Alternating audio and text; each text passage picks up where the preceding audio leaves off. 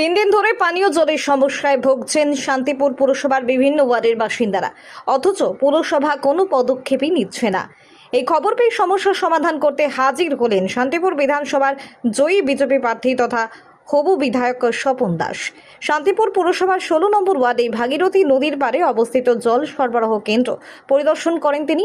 সেখানকার আধিকারিকদের সাথেও কথা বলেন, তারপর নিজের প্রতিনিধিদের পৌরসভায় পাঠিয়ে এ বিষয়ে আলোচনা করে সমস্যা সমাধানের পথ বের করেন।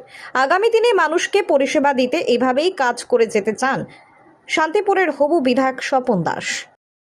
কি কারণে মিউনিসিপ্যালিটি যেখানে জল উঠছে গঙ্গার ধারে গিয়েছিলাম, কি দেখলেন? গিয়ে দেখলাম কি যে ওখানে 5টা আমাদের মেশিন আছে। ওদের কথা অনুযায়ী, ইঞ্জিনিয়ার কথা অনুযায়ী রিলেশনালি প্রায় 6-7 মাস ধরে এটা বন্ধ, ওটা বন্ধ, সেটা বন্ধ, এটা বন্ধ।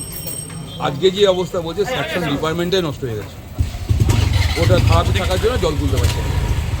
তো তখন ইঞ্জিনিয়ারকে জিজ্ঞাসা করলাম যে আপনি কী কী কাজ করেছেন, এতদিন ধরে এটা খারাপ হচ্ছে, ওটা খারাপ হচ্ছে, তার রিপোর্ট কোথায় দিয়েছে? ওই দিয়েছি, এই দিয়েছি। একদম পুরো প্রাইমারি সেকশনের বাচ্চারা যেরকম কথাবার্তা বলে সেই রকম কথাবার্তা, সেরকম কাজকর্ম করছে।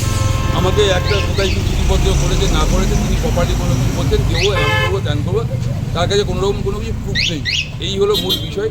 সবথেকে দুঃখজনক ঘটনা সেটা হলো যে ওখানে একটা ঠিকা শ্রমিক কাজ করতো, ওখানে পানা ফানা জমে যেত, কোনো মরা টরা যদি গরু টরু এসে ভেসে আসতো, তার থেকে দুর্গন্ধের লোক এই এলাকার লোক থাকতে পারে না। সেই লোকটা 3 মাস ধরে বেতন দেয়। তীব্র দাবদাহের মধ্যে এরকম জলকষ্ট ভুগছে শান্তিপুরের মানুষ, কি বলবেন তাহলে? তো তার জন্যই তো গিয়েছিলাম, আমি তো এটা বুঝি, প্রতি মুহূর্তে বুঝি, এবং তাদেরকে দাঁড় করিয়ে বললাম যদি আপনাদের বাড়িতে এরকম হয়, আপনার এলাকায় এরকম হয়, আপনি কী করবেন?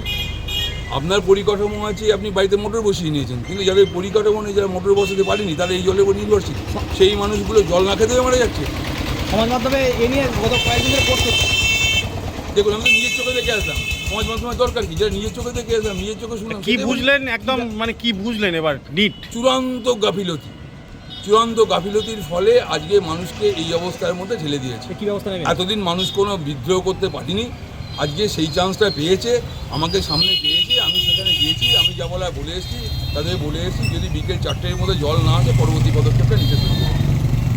আপনার নাম পরিচয়? স্বপন দাস, বিধায়ক, শান্তিপুর।